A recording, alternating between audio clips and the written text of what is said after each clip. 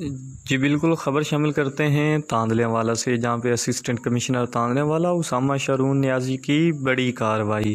تفصیلات کے مطابق اسسٹنٹ کمشنر تاندلے والا اسامہ شارون نیازی نے تاندلے والا کے نوائی گاؤں 418 گاہبے میں کارروائی کرتے ہوئے بڑی مقدار کے اندر ذخیرہ شدہ گندم پکڑ لی۔ اسسٹنٹ کمشنر تاندلے والا نے سعید کھیچی کے گودام پہ چھاپہ لگا کے 500 من گندم برآمد کر لی۔ اسسٹنٹ کمشنر تاندلے والا نے ذوالفقار نامی شخص کے گودام پہ بھی چھاپہ لگایا، وہاں سے 750 من گندم برآمد کی۔ اسسٹنٹ کمشنر تاندلے والا نے دونوں گوداموں کو سیل کر دیا اور گندم ضبط کر کے محکمہ فوڈ کے حوالے کر دی۔